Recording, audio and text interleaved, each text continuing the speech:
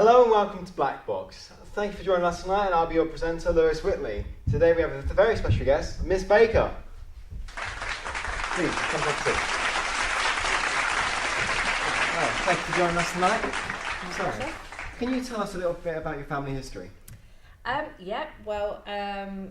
family history is really very interesting. We have quite significant history about the Second World War.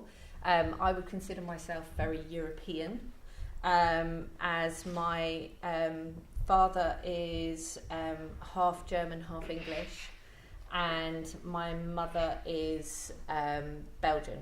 So we're very European in our family. Okay. So you said they had quite a lot of significance. Can you elaborate on it? Yeah, absolutely. So we'll take the German side first, maybe. Yeah.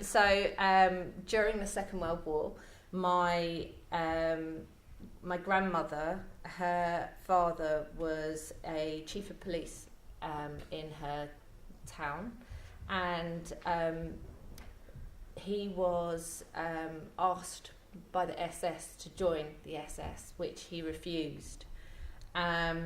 They were going to, essentially, because of that, they were going to put him in prison and more than likely send him to a work camp.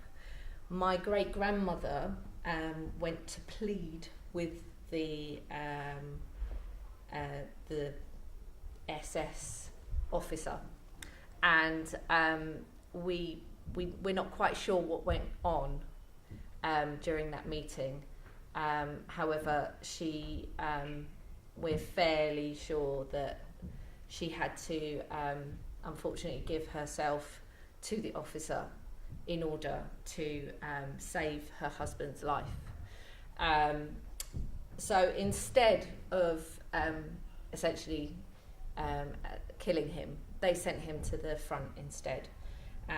Unfortunately, he came back from the war a very different man, and was very, very unhappy, and just became just not very nice. Unfortunately, he was suffering from quite significant mental illness after that. My grandmother was then a product of the war.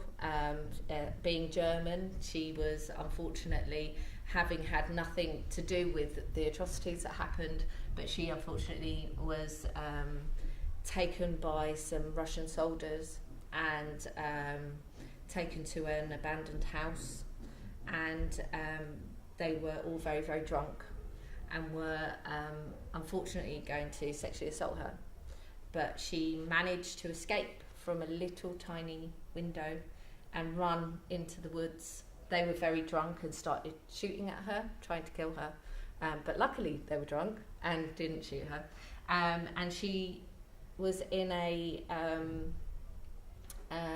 survived in the woods for 3 days, eating berries, trying to avoid this group of Russian soldiers, and was found by my grandfather, who was a British soldier, medical soldier, and he saved her. He brought her back, he looked after her, and they fell in love and brought her back to England, which is a really lovely story. What about that was it really, with the German side anyway. Okay, and what about the other side of your family?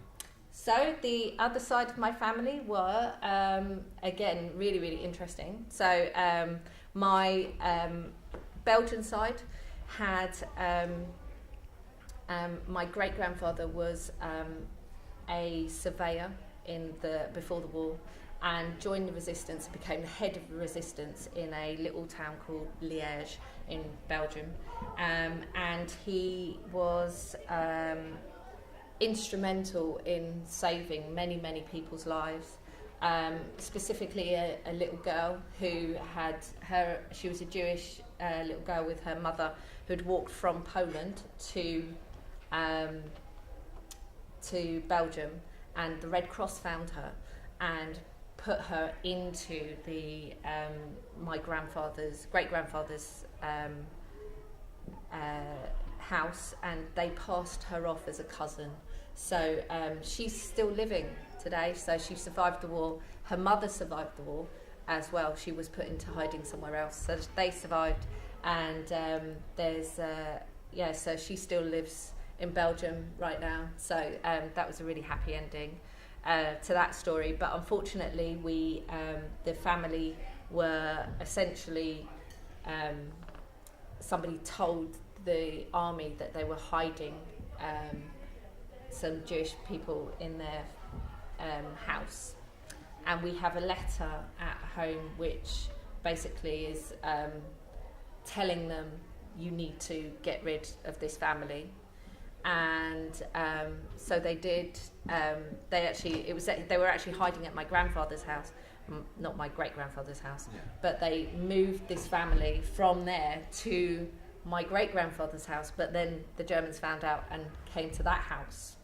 They raided the house. They looked through the house, and my grandmother, who was this little disabled lady, stood in front of. There was a young soldier, and he wasn't SS or anything like that. He was just a young German soldier.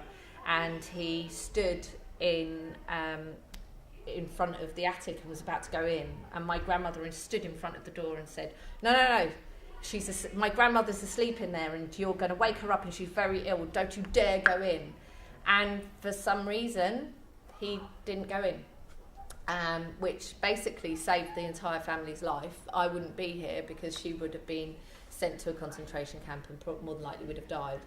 Unfortunately, they took my great-grandfather and they tortured him and tried to find out about all the different people in the resistance. But he died in a concentration camp. So that was very sad. Was his work ever recognised? Absolutely was. It's really surreal because every time we go back to Liège to see the family, we know that there is at the end of the town hall is the primary school that they named after my great-grandfather, which is absolutely lovely. It's a really fitting tribute because he would have loved that. He would have really, he really felt strongly about education, so that's really nice. And my grandmother was also recognised as well for being a righteous person. It's a thing in Israel. It's a righteous person, and so she's got a medal and a certificate from a foundation in Israel. And they also the family that they saved are still living. The children that they saved are still living in America. So it was 3 generations of family. They got them out and they moved over to America. So yeah, it's really lovely. So it's a happy ending of sorts. Oh, that's good then. Yeah. So how has your family success and struggles affected your life personally? I feel really European. I feel really strongly. I have like a real strong sense of right and wrong. I would I wonder whether I would have been as brave if that was me and I was in that situation. I have children, and I'm not sure whether I would be that person, whether I would have put my children at risk.